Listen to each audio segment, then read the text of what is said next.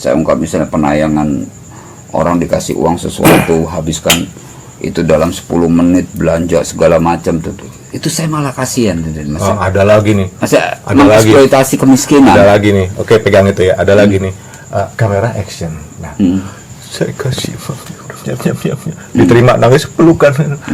Kamera action. Dah. Yang penting kelihatan bahwa sedang bersedekah. Lah, dagelan kok level dasar. Dan itu Di foto, ditayangin. Tapi kan buat konten mereka, bisnis juga. Itulah demi konten, demi bisnis. hmm, Yang penting lupa aja tujuan hidup, bro. gimana? Kapan ya? Dulu ya, ke Baduy lagi nih. Baduy luar tapi ya. Sebelumnya kan belum pernah terjadi ya, belum pernah dengar lah. Ini wanita Baduy perkosa. Itu akibat apa? Ya itu konten handphone segala macam gitu. Sosial media. Bro. Kalau menurut gua kita lebarin. Apakah cerita di Baduy itu bisa terjadi di tempat yang lain? Tadi itu. Tapi memang sangat menarik ketika kita menyatakan realitas tentang suku Baduy. Kita juga sangat hormat dengan nilai-nilai kemanusiaan yang sampai saat ini dipegang oleh suku Baduy. Gua udah pernah ke sana Makanya saya sendiri juga dan gua respect. merasa Gua belajar di sana loh. banyak nilai-nilai. Dan mohon maaf Mas, Allah masih menitipkan suku Baduy di wilayah Indonesia buat contoh. Buat kita ngelihat, bukan tunjungan wisata. Gua udah pernah sana. Buta hati lu kalau Tapi gitu. kan bro, sekarang Substansi pesan yang ada Pesannya lu yang tangkep. betul, tapi kan dirusak. Baduy Yang luar rusak itu. yang mana? Yang sekarang orang Baduy masuk ke konten. Udahlah, lupain ya. Kita nggak ngomong masalah Baduy. Kita ngomong yang lain ya. Kita nggak boleh nanti jadi mengarahnya ke hal yang justru berbahaya nih. Kemana ada pejabat yang bilang seolah-olah bahasa Sunda jadi masalah tuh. Jangan ngomong Baduy deh. Kita umum ya. Karena ini yang di Baduy pun terjadi yang lain-lain. Sebenarnya Baduy adalah jiwa kita sendiri, bro. Yang di luar itu terjadi di dalam. Ya. Artinya ada nilai-nilai pesan yang muncul di Anggaplah luar tuh di sini, Baduy dalam tuh di sini, seolah-olah seperti itu. Ya. Jadi kalau yang dua kita terpengaruh, ya ngejar konten segala macam atau kemewahan, flexing tadi, ya tampil oke segala macam, itu untuk komoditas apa? Ini apa ini? bisa jadi juga Jawab dulu yang ini apa ini buat komoditas apa? yang buat komunitas ini. Ya sudah. Bisa jadi itu memang cara menggempur Pak pihak-pihak tertentu yang melihat eksistensi nilai-nilai substansi kehidupan suku Baduy itu. Kok Baduy lagi sih? Yang lainnya semua. Sebagai Indonesia ini punya suku banyak suku budaya loh, suku sebagai macam-macam. Iya Mas, maksudnya karena oh nih ada gini nih ganjalannya, ada salah satu suku nih mestinya gua gempur nih sama nih. Ini ada kelompok. Iya, memang iya. Sekarang nih ya, ada pertukaran besar di dunia, barter besar yang lu pada kagak sadarin, bro. Gue barter antara teknologi, di dalamnya ada kemapanan, dengan kesantunan etika budaya. Kalau lu pegang kesantunan etika budaya, lu tidak akan memangsa tetangga lu, saudara lu, bahkan berbagi kasih sayang, berbagi solusi. Nah, itu faktanya tuh. Kalau dibarter dengan teknologi, lu jadilah orang yang kehilangan nilai-nilai humanisme. Bisa jadi suatu saat lo kesulitan pun, ya, yang nolong itu di dunia nyata lo. Makanya kan sekarang jadi kehidupan itu seperti semu. Mau saya semuin lagi nggak? Gue semuin lagi boleh ya, bro ya? Boleh. Oke, kita bilang antara kehidupan nyata dan tidak nyata. Yang nyata tuh yang mana? Yang nyata yang di dalam gadget lu tuh nyata apa enggak? Karena itu bisa jadi nyata, bro. Gue pesen sesuatu barang ya, gue bayar, datang delivery, nyampe. Gue liat gambar doang. Nah sekarang kita definisikan dulu nyata dan tidak nyata dari perspektif yang benar. Perspektif dari teman-teman kayangan ya, infonya ya. Begini ceritanya. Yang kelihatan di sini semua, yang dibilang nyata dengan tumpukan uang yang dihambur-hamburkan, nggak percaya, lo lihat aja TikTok deh, ya itu ada tuh begitu tuh. Gue udah ngebuktiin masalahnya tuh, ya, dan ternyata ya itulah dunia maya tadi. Kalau kita bilang ini nyata semuanya termasuk ini, pada saat lo berpulang ke yang Maha Pencipta, yang dibawa apa? Sama perbuatan. Dan itulah yang nyata. Yang ini nyata nggak nih? Ini hanya sarana, bro. Termasuk ibadah lo itu juga bukan tujuan, itu sarana. Termasuk surga yang tadi lo gadang-gadang tadi yang buat cikal bakal permusuhan, keributan seolah takut nggak kebagian tiket surga, itu pun sebenarnya bukan. Karena sesungguhnya adalah tugasmu di dunia ini adalah bukan tujuan surga, mengenal sesungguhnya dirimu dan Sang Maha Pencipta. Kan di konten sebelumnya kita udah pernah bahas tuh. Dan mengenal diri itu berarti tidak juga kita terkotak pada Agama. pendapat pendapat umum. Apa?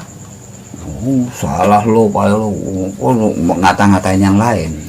Pro dan kontra, kita terlibat dalam posisi itu. Kita harus pada posisi tengah. Oh begini. Kalau yang jelek begini. Oh ini yang buruk, ini yang baik. Akhirnya yang menilai siapa? Diri kita sendiri. Ya sudah, yang salah sini dengan cara dia kan. Iya. Memang diada-adakan seperti itu. Ingat ya, Sang Maha Pencipta menurunkan segalanya.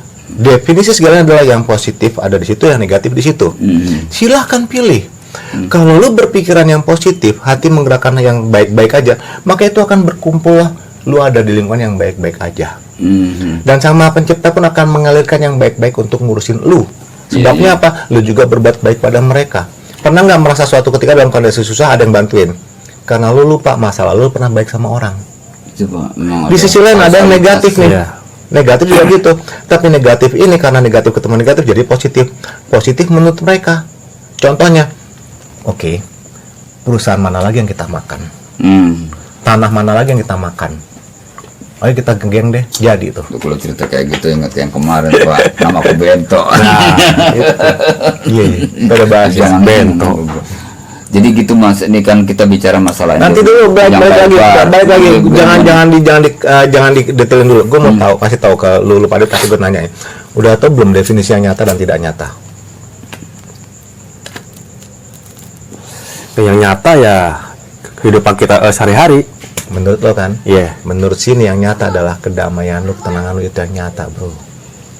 Di sini semua fata morgana. Suatu saat lo merasa kemewahan cukup segala macam, lo ingat sejarah Pompei. Semalaman doang, boom, gunung habis. Dan suatu ketika kalau air naik, boom, habislah. Pernah terjadi kan? Iya, pernah. Jadi mana yang lo bawa pulang kepada Sang Maha Pencipta? Itulah yang nyata.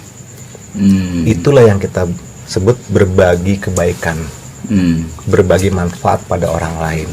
Seminimalnya adalah senyum. Masa cuma bagi senyum doang? Dan nggak mungkin senyum-senyum sendiri. Lo kalau senyum-senyum di HP lebih parah lagi. Dan gue nggak ngelarang ya untuk teknologi ya, tapi bijaklah memilah dan memilih teknologi yang sesuai. Kalau nggak waktu lo habis di situ, terutama ibu-ibu. Itu jadi ada cerita-cerita yang sebetulnya gini Mas. Penilaian itu tetap kepada absolutnya Allah, Tuhan.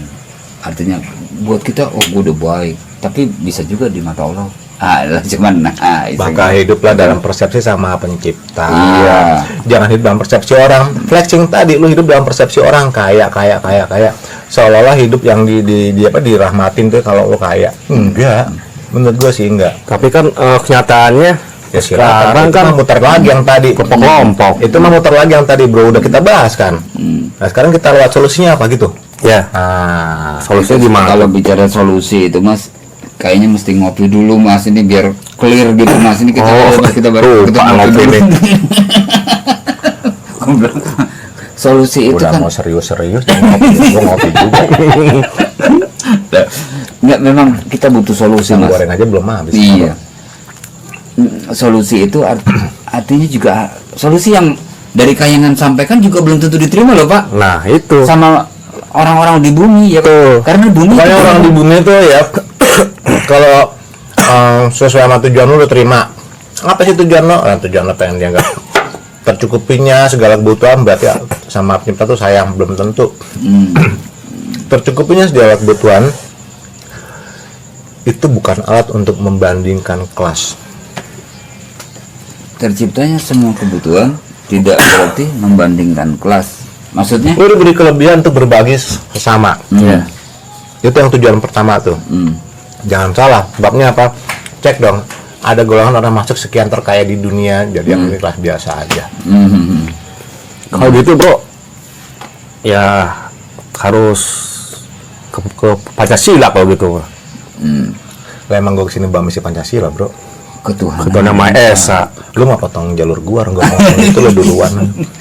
Saya tuh udah Itu ngomong. materi gua, lu kenapa duluan? Pikiran saya dari tadi tuh ruwet-ruwet begitu. Karena Emang. milenial, alhamdulillah kita tuh ada landasan filosofi ideologi Pancasila. Gue balikin ya, kenapa agama nggak ada? Karena sila 1 bunyinya apa? Ketuhanan Maha Esa. Bicara agama nggak? Enggak. Kalau orang sadar apa itu agama, Hmm. maka bertuhanlah, berimanlah kepada Sang Maha Pencipta. Mhm. Ya, kalau lu bilang beriman pada agama, tadi kan Mas Medi bilang Muslim ya, Islam ya. Hmm. Rukun iman keberapa tentang agama? Ada apa? Enggak ada. Enggak ada. Ya sudah ketipu kan sebenarnya lo.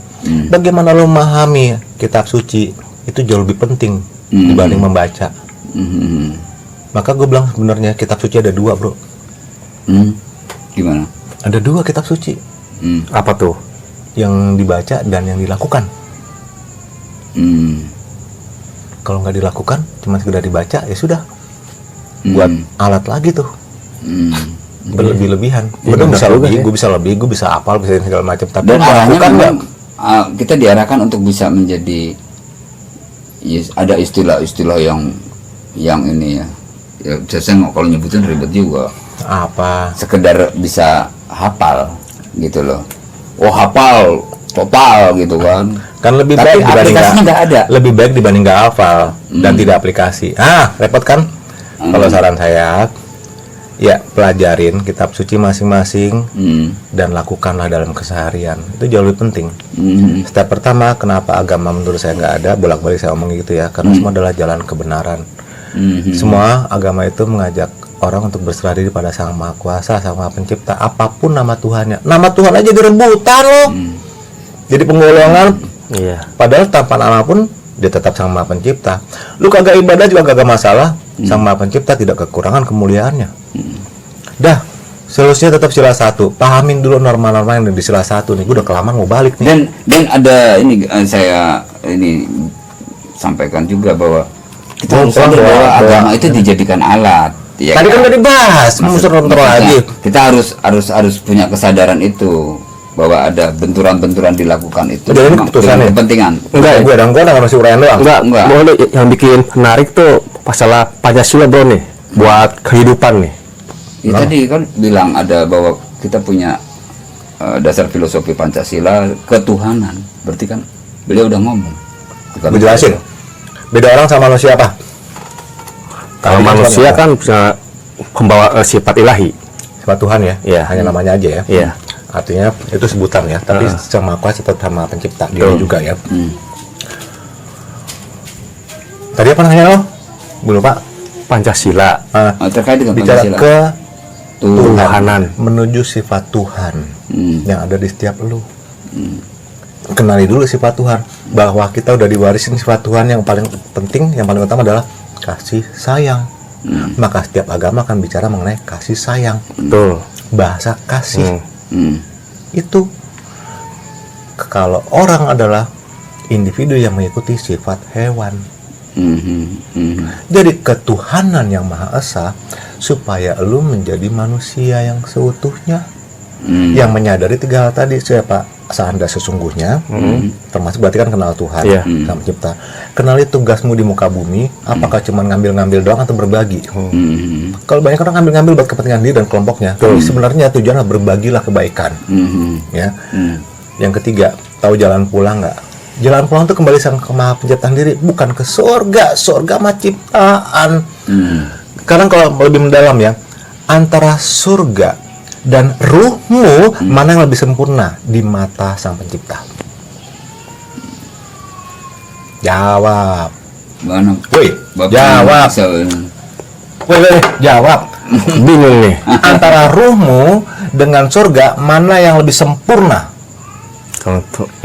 Kalau menurut gua sih ruh. Kenapa lu jadiin surga sebagai tujuan? Kenali ruhmu dulu. Begitu udah kenali ruhmu, maka lo tahu bahwa bagaimana kasih sayang itu ada, maka setiap hari adalah surga. Jadi nggak perlu nunggu mati, sekarang pun bisa lo ciptain surga. Dengan kebaikan-kebaikan, seminimalnya adalah senyum. Karena senyum itu sendiri membuka gerbang relationship. Tapi kalau senyum kebanyakan di handphone, apalagi emoticon seperti itu, lo sedang menjadi benar-benar individualisme yang bagus di mata mereka. tapi sedang mengalami kekosongan jiwa. Artinya juga dengan kita memahami apa ketuhanan yang Maha Esa itu, kita juga sedikit membarier supaya kita tidak individualisme. Memang makhluk sosial, makhluk yang harus humanis tuh antar manusia tuh bertemu fisik sebenarnya. Di tengah gempurannya global. Mau terpengaruh nggak? Enggak. Maka kita ketemu gini tidak hanya ada di gadget, pemirsa ada di gadget. Dia saat ini sedang nonton kita, tapi pada suatu saat pun saya menyarankan Anda berkumpul lah. Bisa kita ketemu bareng gini kok, kita diskusi. Ya, entah nanti PPKM udah selesai atau enggak, kita ikutin. Ya. Tapi kalau bisa, ya sudah, ikutin aja. Kan sekarang memang segala kegiatan sedang dibatasin, tunggu sampai longgar atau gimana. Tapi sekarang aja kita nggak ada pakai masker. Nah, iya. Kalau gitu selama ini pemerintah kagak menjalankan Pancasila dong. Lu jangan nyalain pemerintah dong. Sama kenyataannya begitu kok. Kita lagi membahas diri sendiri. Kagak juga, itu pengaruh juga bro, itu. Enggak.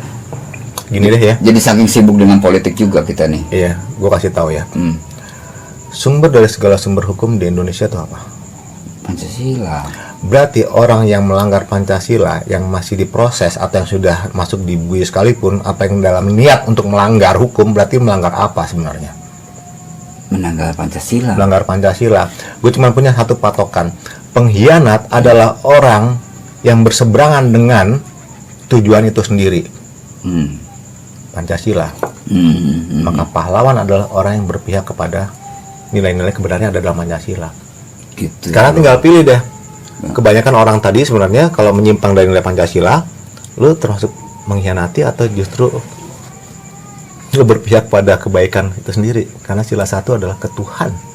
Yang jelas yang mengkhianati itu Pak udah pikirannya materi mulu Pak. Jangan bawa pemerintah ya bro ya, karena di dalam pemerintah juga nggak mau disalahin, itu ada individu yang akhirnya dibilang oknum. Mereka harus cuci tangan dong. Tapi kan mereka kan menggadang-gadangkan Pancasila.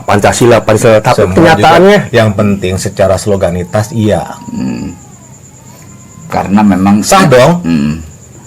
Ya, Bagaimana lu memahaminya? Ya kita tunggu aja. Kan ada satu badan besar yang kita tunggu konsep Pancasila. Nah, itu yang dia yang harusnya bertanggung jawab digaji rakyat kok. Ada kok lembaganya kok. Kita tungguin kagak ada nih. Udah aku pulang daripada gue kejebak undang-undang ITE. Pertanyaan lu nyudutin gue tahu. Ngarang-ngarahin. Jadi obrolan kita memang agak nyelimur. Balik ke individu. Kita tidak terjadi. Gue tanya deh, lu mau nggak jadi makhluk individualis? nggak mau. Tapi lo nikmatin teknologi. Iya. Dampaknya apa yang terburuk? Mengalami kekosongan jiwa. Betul ya. Lo mau nikmatin kekosongan jiwa, akhirnya disetir, nggak mau, sampai lupa tujuan penciptaan lo. Maka cermatlah memilah dan memilih informasi. Oke. Bijaklah di situ. Oke, gue mau balik nih daripada gue ntar lo jebak lagi pertanyaan. Tapi orang Kayangan itu kan mau pisang goreng. Informasi di Kayangan bro nih. Buat nantinya gua nih ya, sama pemirsa deh. Apa tuh? Lo mau pakai dalam bahasa kasar ya? Boleh. Gua ayak-ayak semua. Ya, yang jatuh nih ada yang terpilih untuk kehidupan baru, lainnya dibuang. Nah, tinggal maknanya sendiri apa yang dimaksud dengan kehidupan baru. Oh gitu. Bukan terbalik, yang kepilih, yang jatuh yang dibuang. Iya juga ya. Iya juga ya. Yang sedikit yang mana berarti? Yang sedikit yang di dalam ayakan. Itulah namanya persepsi. Dia pikir dia benar, padahal dia salah. Dia pikir dia Pandawa, padahal adalah Kurawa. Istilah gabah ditampih di ayak tadi, tinggal pilih. Lo mau masuk yang dalam kategori yang memang dipilih kembali dengan segala kebaikan, atau yang asal hidup dalam kehidupan.